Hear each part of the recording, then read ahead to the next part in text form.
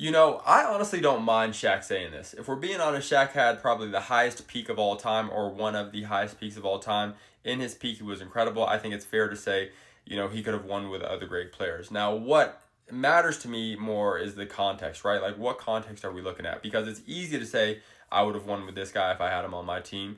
But let's look at things a little bit more realistically, right? So T-Mac, Vince, Steph Curry. Instead of saying, I could have won with these guys in the absolute primes of each of our career, because that's easy to say. That's easy to say. Let's say, you get T-Mac, Steph, or Vince Carter at 17. You have an 8-year stretch with them to win as many rings as you can.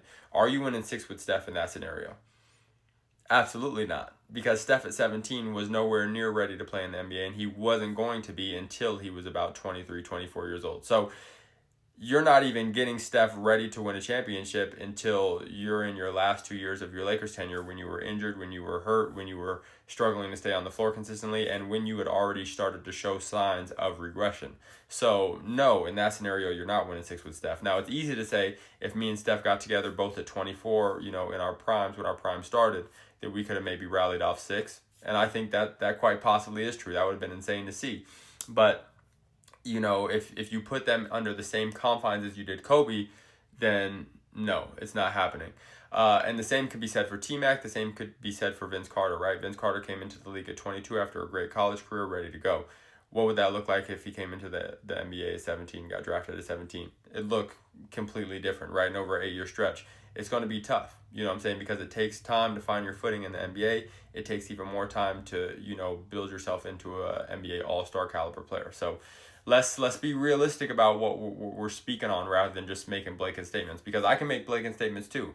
I think if you and T-Mac got together, you and Steph got together, and you had to face Kobe and Tim Duncan in their primes, then you wouldn't win any rings, Shaq.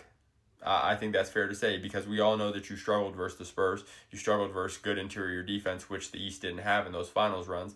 And Kobe would be a nightmare for any one of these guys, because he's going to compete at a high level on both ends, at a higher level than any of these guys can compete on both ends. So if we want to speak on hypotheticals, we can speak on hypotheticals, but let's try to at least frame things in a reasonable way, right? So if you put these guys in Kobe's shoes at 17, do they win 6, 3, 2?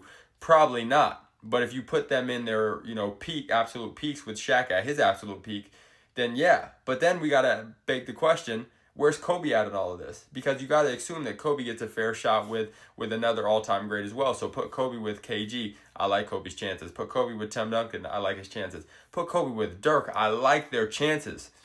I think Kobe with any one of the best bigs of that era that wasn't Shaq rallies off a lot. Let's say you have Kobe and Tim Duncan from 98 all the way through 2008, 2010, whatever you want to call it. How many rings do they win? 7? 8?